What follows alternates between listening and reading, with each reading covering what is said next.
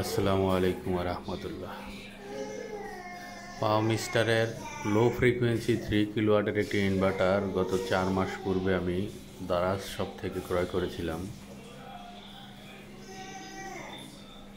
4 মাস হয়ে গেছে এটা ব্যবহার করতেছিলাম। হঠাৎ গত সপ্তাহে একটু অনাকাঙ্ক্ষিত দুর্ঘটনাবশত লাইনটির সংযোগটি বিচ্ছিন্ন আছে আমার পাওয়ার মিস্টার সোলার ইনভার্টার থেকে, যে তার যা কার্যকারিতা এটা একটু বিঘ্নতার মধ্যে আছে। তার কারণটা আমি পরে বলি। তো তার মধ্যে এই ঘটনাগুলো আমি বলি। প্রোডাক্টটি ক্রয় করার পর থেকে আমি ওয়াইফাই ডঙ্গল এটার সাথে দেয় নাই, এবং দেওয়ার জন্য আমি রিকোয়েস্ট করতেছিলাম, করে আসছি 4 মাস যাবত। তারা বলতেছে এটার জন্য অ্যাপ্লাই করছে, তাদের এখানে স্টোরে নেই, এটা প্রিপেয়ারেট করবে, দেন এগেইন আমাকে পাঠাবে এরকম। পরে আমি ঠিক আছে বললাম যে পাঠান, সমস্যা নেই। 4 মাস হয়ে গেছে, এখন পর্যন্ত প্রোডাক্ট ওয়াইফাই ডঙ্গলটা পাই নাই। পরে আমি আলি এক্সপ্রেসের একটি শপ থেকে একটি ওয়াইফাই ডঙ্গল ক্রয় করেছি। এটা পাওয়ার মিস্টার ফ্যাক্টরি স্টোর নামে একটি শপ থেকে। তো এটা ক্রয় করার পরে আমি এনে এটাকে কানেক্ট করলাম। কানেক্ট করে যখন সেট আপ করতে গেলাম তখন একটু পপ আপ আসলো। পপ আপটি হচ্ছে যে ফার্মওয়্যার আপডেট। পপ আপটা এসে এটা এখানে পপ আপটা আসলো। পপ আপটা আসার পরে আর অটো আপডেট মানে পপ আপটাই হচ্ছে আপডেটের একটা পপ আপ। তো এটা আপডেট হতেছিল, আপডেট হইতে গিয়েই আপনার ইয়েটা হয়ে গেল, প্রোগ্রামটা ক্র্যাক করলো, প্রোগ্রামটা পড়ে গেল।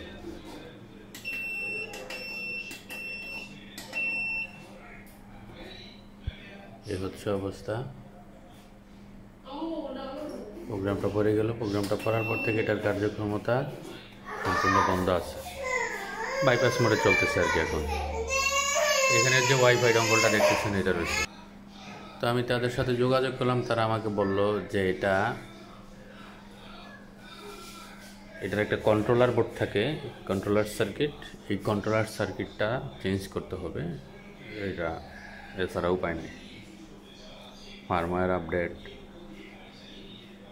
এটা কোনোভাবে দেওয়া যায় না, কারণ এখানে এখানে যে RJ45-এর যে কানেক্টর ওয়াইফাই ডঙ্গলের জন্য, আর হচ্ছে এখানে BMS কানেক্টর যে আছে, হ্যাঁ, BMS-এর জন্য। এখন যদি আমাকে বলতেছে যে এটা আপগ্রেডেবল না, প্রোগ্রাম আপগ্রেডেবল না হলে এটা কী করবে, প্রোগ্রামটার মানে ফিক্সড করা থাকবে। যতটুকু আমরা জানি, আমরা তো প্রোগ্রাম রিড রাইট করি, তখন জানি যেই ডিভাইসটা প্রোগ্রাম আপডেটেবল না, সেই ডিভাইসটা প্রোগ্রাম কখনো আপডেট চাইবে না। সুতরাং এটা কেন চাইলো আপডেট, ঠিক আছে। তারপরে ওয়াইফাই ডঙ্গল লাগানোর পরেও আপডেটটা কেন চাইবে। তো যাই হোক, এই অবস্থা আছে। তারা বললো যে এটা করার জন্য যোগাযোগ করতেছি। আমি 2 মাস সময় নিছে, বলতেছে যে 2 মাস সময় লাগবে, 1 থেকে 2 মাস সময় লাগবে ওই বোর্ডটা আনতে, তৈরি করে তারপরে আমার জন্য পাঠাবে। টাকা টোকার বিষয়ে কোনো কথা হয় নাই এখন পর্যন্ত, দেখা যাক। তবে সম্ভাবনা আছে, তারা কী করে না করে সেটা পরে দেখব, পরে জানাবো, কারণ আগে থেকে নাই বলি। এই হচ্ছে অবস্থা লো ফ্রিকোয়েন্সি ইনভার্টার। তবে কিছু কথা আছে ইনভার্টার বিষয় নিয়ে, আমি পরে এক সময় বলবো, ফুল একটি বড় ভিডিও করব, যে ভিডিওতে আমি বর্তমান বাজারে বা দুনিয়াতে এই মানে ওয়ার্ল্ডে বর্তমানে বা এই এশিয়াতে প্রচলিত যে ইনভার্টারগুলো আছে, হাই ফ্রিকোয়েন্সি, লো ফ্রিকোয়েন্সি মানে হচ্ছে ট্রান্সফরমার বেস। এটার মধ্যে 2টা ট্রান্সফরমার আছে, এবং ঠিক আছে। তো এটার পিক পাওয়ার হচ্ছে 9000, বাট লো ফ্রিকোয়েন্সিতে কিন্তু পিক পাওয়ার 9000 বা এরকম পাওয়া যায় না। 9000 10 সেকেন্ড, আপ টু 10 সেকেন্ড না, আপ টু 10 টাইম, 10 বার পর্যন্ত সে 9000 ওয়াট পর্যন্ত সে পিক করতে পারবে, এরকম 10-20 সেকেন্ডের মধ্যে।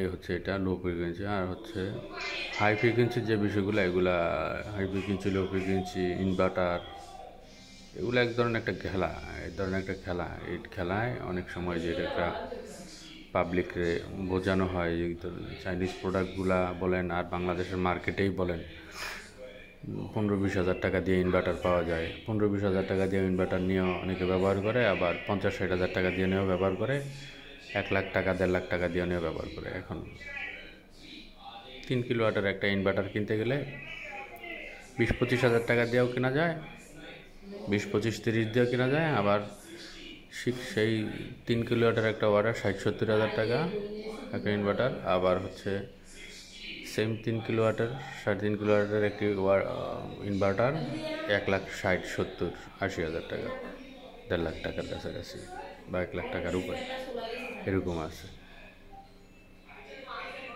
এই হচ্ছে অবস্থা। তো এগুলা কেন হয়? একটা ইনভার্টার কতদিন ব্যবহার করে? আমরা যারা আমাদের মতো মধ্যবিত্ত বা এই যে নিম্ন মধ্যবিত্ত যারা আছে, তারা যে ইনভার্টারের শখ দেখবে, এত টাকা খরচ করে একটা প্রজেক্ট করবে সোলার, যেমন এই ইনভার্টার, এই যে অ্যাক্সেসরিজগুলো, সাপোর্ট অ্যাক্সেসরিজ হচ্ছে, ব্যাটারি, উপরে সোলার আছে, প্যানেল আছে, তো এগুলো কেন করবে? এত টাকা খরচ করে কেন করবে মানুষ? নিশ্চয়ই দীর্ঘদিন ব্যবহার করার জন্য। এখন এই দীর্ঘদিন ব্যবহার করতে গিয়ে যদি মানুষ দেখে যে 4-5 মাস পর নষ্ট হয়ে গেল, 2 মাস পরে এটা হয়ে গেল, 1 বছর পরে এটা হয়ে গেল, আমার মনে হয় না কারো মার্কেট থেকে আমি যতটা ফিডব্যাক নিলাম এই জগতে, এইগুলো নিয়ে আমি যাচাই বাছাই করতে করতে প্রায় অনেক যাচাই বাছাই করতে করতে একটা পর্যায়ে দেখলাম যে এগুলো যারাই ইউজ করতেছে সর্বোচ্চ 2-2.5 বছর 3 বছর, জানি না 3 বছর কারো পাইছি কিনা, তবে 2 বছর 2.5 বছর পর্যন্ত পাইছি আমি ইউজ করতেছে। পরে প্রবলেম হয়েছে, একটা না একটা প্রবলেম আসছেই, হয়তো ওভার কারেন্ট বের হয়ে যেতেছে, বিভিন্ন প্রবলেম, বিভিন্ন এরর কোড, এগুলো হচ্ছে। যাই হোক, এগুলো নিয়ে পরে লম্বা একটা ভিডিও করব, এখন এত কথা না বলি। এই যে প্রবলেমটা এটা হচ্ছে, এখন তাদের ডিভাইসটা যদি আপগ্রেডেবল না হয় তাহলে সেই ডিভাইসে কেন ওয়াইফাই কানেক্ট করলে, এবং তারা তাদেরই একটি অনলাইন স্টোর থেকে বিক্রি করছে এটা, তো তাদের এই ডিভাইসটাতে যদি এটা আপগ্রেডেবল না হয় তাহলে কেন এটা কেন আপগ্রেড চাইবে? তারা চাইলে তো পারে, তারা চাইলে তো পারার কথা যে এটা করে দেবে, অনলাইনে ফরম্যাটটা দিয়ে দেবে যদি এরকম সিস্টেম থাকে। যাই হোক, এখন দেখি কী অবস্থা। 2 মাস সময় নিছে। ধন্যবাদ, ভালো থাকবেন। আরেক সময় ভিডিও করব। এই হচ্ছে আমার শখের জিনিসের একটা রিভিউ।